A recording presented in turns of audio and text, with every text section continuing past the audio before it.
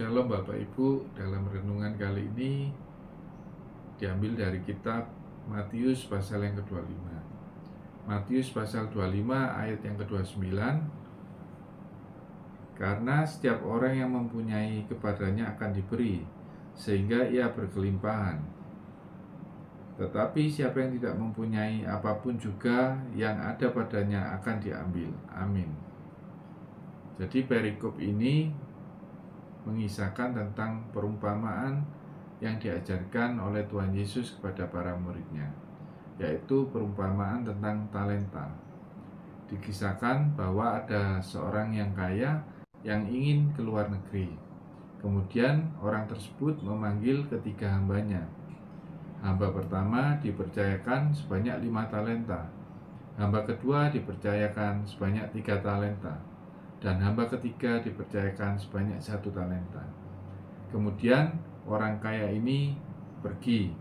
Setelah sekian lama, kemudian orang kaya ini kembali. Dipanggilnyalah ketiga hambanya yang telah dipercayakan talenta-talenta tersebut. Hamba yang pertama yang dipercayakan 5 talenta berhasil mengembangkan ke-5 talenta tersebut menjadi berlipat, menjadi 5 talenta lagi, dan membuat hati tuannya menjadi senang. Dan dipanggilnyalah hamba tersebut dengan panggilan hamba yang setia. Dan hamba yang kedua yang dipercayakan 3 talenta juga berhasil mengembangkan sebanyak 3 talenta dan membuat hati tuannya senang. Dan tuannya juga memanggil hamba yang kedua dengan sebutan hamba yang setia. Kemudian hamba yang ketiga yang diberikan 1 talenta tidak mengembangkan talenta tersebut, malah memendam talenta tersebut di dalam tanah. Kemudian tuannya menjadi kesal dan marah kepada hamba yang ketiga, lalu menghukumnya. Jadi apa sebenarnya yang ingin Tuhan pesankan melalui perumpamaan ini? Mengapa Tuhan begitu senang kepada 2 hamba yang berhasil mengembangkan talenta yang diberikan tersebut, dan menjadi kesal dan menghukum terhadap hamba yang tidak mengembangkan talenta tersebut?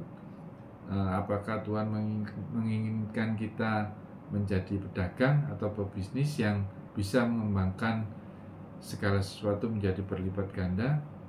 Mungkin tentu tidak ya. Dalam hal ini adalah perikop perumpamaan tentang kerajaan surga. Tentunya kita pun harus melihat ini dari sudut pandang rohani. Mungkin yang dimaksud talenta di sini yang lebih tepat adalah merupakan kasih karunia. Kasih karunia itu bisa berupa banyak hal. Mungkin bisa berupa kesempatan, kehidupan, kesehatan, atau pikiran, atau bahkan juga berkat-berkat jasmani seperti harta benda yang kita miliki.